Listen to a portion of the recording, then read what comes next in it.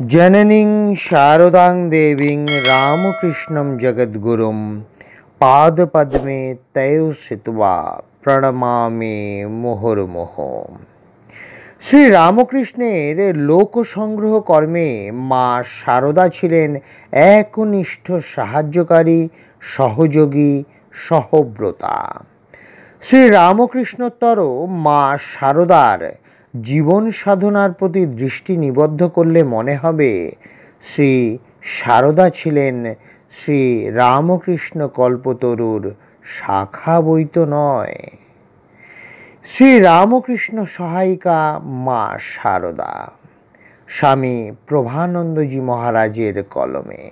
ভাবুক মাত্রেরই কাছে মা শারদা ছিলেন আশ্চর্যবৎ।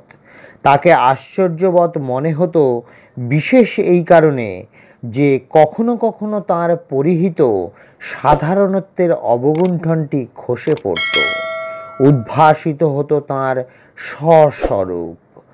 ক্ষণিকের জন্য হলেও তাঁর এ ধরনের চমক জাগানো রূপান্তর প্রত্যক্ষদর্শীর মনে বিস্ময়, শ্রদ্ধা, ভক্তি, কখনো বা ভীতি উৎপাদন করত।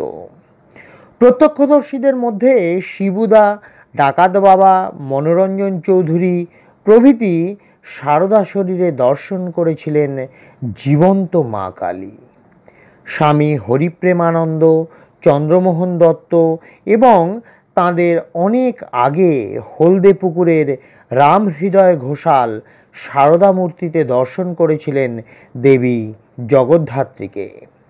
স্বামী অপরূপানন্দ তার মধ্যে দেখেছিলেন জ্যোতির্ময়ী এক দেবী মূর্তি। খুবই অসুস্থ কেশবচন্দ্র নাগ দেখেছিলেন শ্রী মা তাঁর মাথায় হাত বুলিয়ে দিচ্ছেন। কখনো বা তাঁর শ্রীমুখ থেকে উচ্চারিত হতো ঋগ্বেদের মহর্ষি অমৃণের কন্যা বাঁকের মতো দৈববাণী। তার উপলব্ধ সত্যের প্রেরণায় বাঁক বলেছিলেন, অহং রাষ্ট্রী সঙ্গমণি বসুনাং চিকিতুষী প্রথমা যজ্ঞা নাম, অর্থাৎ আমি সর্বজগতের ঈশ্বরী, উপাসকদের সব ধন আমিই দিই ইত্যাদি। এ ধরনের পরম আশ্চর্য উদ্ঘোষণ কেউ কেউ শুনতে পেয়েছিলেন লজ্জাপটাবৃত্তা আত্মগোপনশীল জননী শারদার মুখেও। একদিন তিনি বলেন, আমার জন্য তপস্যা করে ব্রহ্মা বিষ্ণু মহেশ্বর। আরেকদিন তিনি বলেন, কত মুনি ঋষি আমাকে তপস্যা করেও পায় না, তোরা আমাকে পেয়ে হারালি। আবার কেউ শুনতে পেয়েছিলেন শ্রী মার বরাভয় বাণী, কি আমার ছেলে হয়ে তুমি রসাতলে যাবে? এখানে যে এসেছে যারা আমার ছেলে তাদের মুক্তি হয়ে আছে। বিধির সাধ্য নেই যে আমার ছেলেদের রসাতলে ফেলে, আমার উপর ভার দিয়ে নিশ্চিন্ত হয়ে থাকো। একই ধরনের ভাবব্যঞ্জনার বিস্ফোরণ হয়েছে তাঁর আশীর্বাণীর মধ্যে।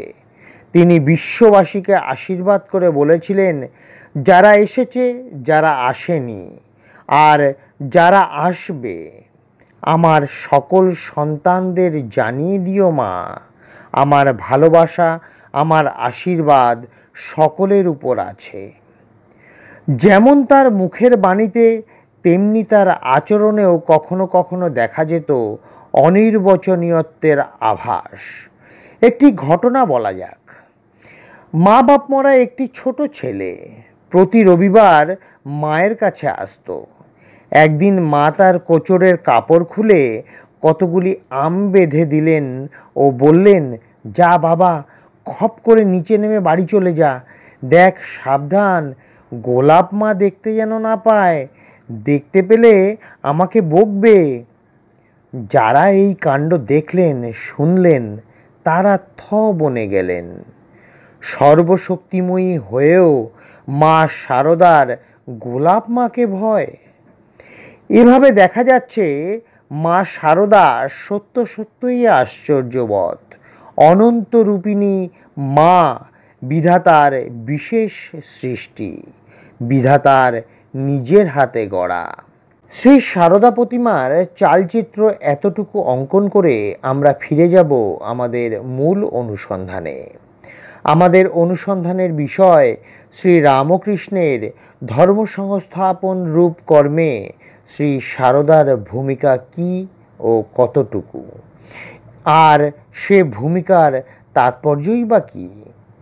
অনুসন্ধানের পথে প্রথমেই নজরে পড়ে জগতের হিতের জন্য মা সারদার গভীর আকুতি, তার নিয়ত আন্তরিক প্রচেষ্টা।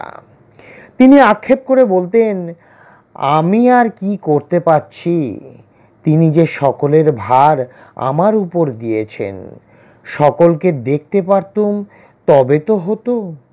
আবার কখনো কখনো বলতেন, একবার মনে হয় এই শরীরটুকু না হয়ে একটা খুব বড় শরীর হতো, তাহলে কত জীবের কল্যাণ হতো। তার নিজের সুখ স্বাচ্ছন্দ্য, মান অপমান, সামাজিক রীতিনীতি ভুলে গিয়ে তিনি সন্তানদের কল্যাণের জন্য ব্যস্ত হয়ে পড়তেন। অনেকেই মন্ত্র দীক্ষা নেয় কিন্তু জপ ধ্যান করে না, তাদের জন্য চিন্তায় তার ঘুম হতো না। তাদের হয়ে রাত জেগে জপ করতেন আর প্রার্থনা করতেন, হে ঠাকুর, এদের চৈতন্য দাও, মুক্তি দাও, এ সংসারে বড় দুঃখ কষ্ট আর যেন তাদের না আসতে হয়। ছোট কিন্তু গভীর ব্যঞ্জনাদত্তক একটি ঘটনার উল্লেখ করা যাক। পাগলি মামি একদিন শ্রী মাকে বলে বসলেন, সর্বনাশী। এ কথা শুনে মা অভিমানাহত হলেন না, কিন্তু দুশ্চিন্তায় আঁতকে উঠলেন। তাকে সাবধান করে দিয়ে মা বললেন, আর যা বলিস আমাকে সর্বনাশী বলিস নে। জগৎ জুড়ে আমার ছেলেরা রয়েছে, তাদের অকল্যাণ হবে। তারপর নজরে পড়ে যে শ্রী রামকৃষ্ণ, শ্রী সারদা মা ও স্বামী বিবেকানন্দের জীবন সাধন সমকেন্দ্রিক, জগতের কল্যাণের জন্য সমর্পিত তাদের যাবতীয় আয়াস প্রয়াস। উপরন্তু ঈশ্বরকে ভুলে ত্যাগ, সত্য ও সংযমের পথ ছেড়ে মানুষ ত্রিতাপে দগ্ধ হচ্ছে। তাদের শান্তির পথ দেখানো শুধু শ্রী রামকৃষ্ণেরই দায় নয়, এ দায় শ্রীমা সারদার ও স্বামী বিবেকানন্দেরও। তারা প্রত্যেকেই নির্ধারিত দায়িত্ব সুনিপুণভাবে বহন করেছিলেন। বলা যেতে পারে শ্রী রামকৃষ্ণ হচ্ছেন পথ, স্বামী বিবেকানন্দ তার ব্যাখ্যাকার, আর মা সারদা তার নিদর্শন। প্রায়োগিক নিদর্শনের আবেদন সাধারণ মানুষের নিকট বেশি। সে কারণেও শ্রী রামকৃষ্ণের আরাধ্য কর্মের পূর্ণতা সাধনে মা সারদার ভূমিকার খুবই গুরুত্ব। শ্রী রামকৃষ্ণের লোক সংগ্রহ কর্মে মা সারদা ছিলেন একনিষ্ঠ সাহায্যকারী, সহযোগী, সহব্রতা। শ্রী রামকৃষ্ণোত্তর মা সারদার জীবন সাধনার প্রতি দৃষ্টি নিবদ্ধ করলে মনে হবে শ্রী সারদা ছিলেন শ্রী রামকৃষ্ণ কল্পতরুর শাখা বৈত নয়। আজকের পাঠের তথ্যসূত্র শ্রী রামকৃষ্ণ সহায়িকা মা সারদা, স্বামী প্রভানন্দ মহারাজ। জয় মা সারদা, জয় মা সারদা, জয় মা সারদা। জয় ঠাকুর রামকৃষ্ণ পরমহংসদেব, জয় স্বামী বিবেকানন্দ মহারাজের জয়। জয় মা।